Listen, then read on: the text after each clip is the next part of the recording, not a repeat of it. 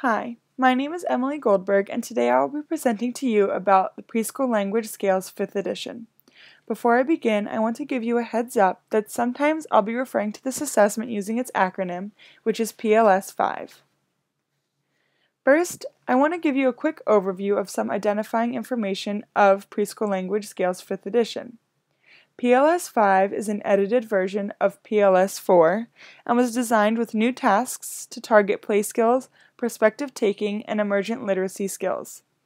In addition to new tasks, there were also modifications to the auditory and visual stimuli, as well as scoring methods. While there are many changes to PLS 5, it also does incorporate aspects of PLS 4 with no changes at all. The full kit cost $350, and the test was published by Pearson. The authors are Erla Lee Zimmerman, Violet Steiner, and Roberta Evett Pond. The tests can be administered by speech-language pathologists, early childhood specialists, psychologists, educational diagnosticians, or other professionals who are considered to have enough expertise in the realm of language development. The test is designed to evaluate children ranging in ages from birth to 7 years 11 months. If a child is older than 7 years 11 months, but their developmental functionality matches that of the target ages mentioned, they are actually able to be included in the testing population. Also, the test is mostly administered for the purpose of determining if a child has a language disorder or delay. Therefore, the intended population is children with potential language disorder or delay. The main purpose of PLS 5 is to investigate if a child is experiencing language delay or language disorder, as mentioned previously. PLS 5 also determines if a child is eligible for early intervention or for speech and language services. I wanted to give you guys an idea of what exactly comes with the PLS 5 kit. Here's a picture of all of the components of the assessment. The two booklets towards the top right are the user manual and administering and scoring guide. The booklet on the top left includes pages with different pictures inside and is used during the assessment for activities such as labeling. The assessment also comes with many fun toys, as you can see, and those are referred to as manipulatives. They're a very important part of the assessment. The icon for PLS 5 is a pink teddy bear, and this is a picture of one of the manipulatives that is incorporated into PLS 5, which matches the icon. It serves many purposes throughout testing. The teddy bear can be used as a model for how the child should sit during the assessment, or it could be incorporated into the assessment as an actual test for language. For example, a younger child will watch the clinician put the teddy bear into a plastic box, and the clinician will tell the child that the bear is playing hide and seek. The clinician will then ask the child to find the bear. This will take a look at the child's receptive language. The time that it takes to administer the test depends heavily on the age of the child. For children aged birth to 11 months, it should take about 25 to 35 minutes. For children 12 months to 2 years 11 months, it will take around 45 to 55 minutes. For children 3 years to 4 years 11 months, the test will take approximately 50 to 60 minutes. Finally, for children 5 years to 7 years 11 months, the test will take 40 to 60 minutes.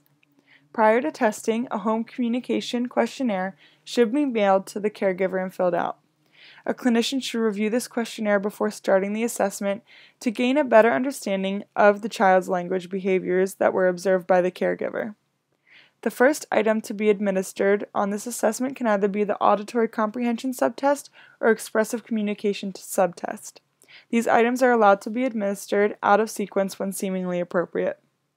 The test should also begin with an activity that the child can absolutely 100% complete successfully to allow the child to feel secure. Each subtest has a different set of detailed instructions dependent upon the age of the child taking the assessment. I wanted to give you a little breakdown of the different subtests included in PLS 5. First is auditory comprehension. It's a staple to the test and it has 65 items. This evaluates the scope of a child's comprehension of language, and tasks will vary widely depending on the child's age. For example, infants will be tested on tasks such as responding to speakers via attention, while an older child will be evaluated in ability to understand sentences. The expressive communication subtest is also a staple and has 67 items. It evaluates how well a child communicates with others. It is similar to the auditory comprehension subtest in that the tasks and expectations vary with age. There are 3 supplemental measures. The language sample checklist and articulation screener are both incorporated into the record form that the clinician uses during the assessment. The home communication form, which was mentioned previously, is a separate form. This tool is highly useful in assessing and diagnosing children with potential language disorders or delays. The test focuses on important developmental language milestones of children. It is a beneficial segue to referring a child for therapy or for further testing. To prepare the test, it is vital that the clinician is familiar with the manual. Reading the manual prior to testing and specifically looking into the age-specific instructions will allow the clinician to confidently and correctly administer the test. Preparing the manipulatives that the child needs might also help the clinician so that the clinician doesn't find out that they are missing an item during testing. Finally, the clinician should send, receive, and read the home communication questionnaire prior to testing. I didn't find too many limitations while investigating PLS 5.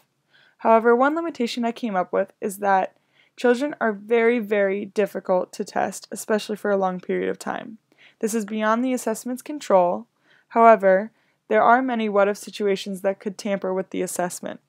That being said, I believe PLS 5 did a really good job in attempting to address those what-if situations in their manual.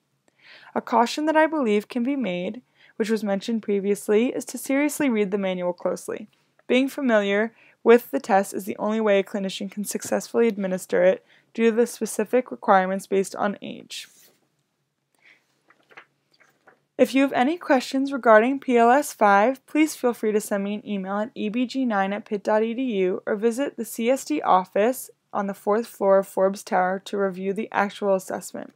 Thank you for your time.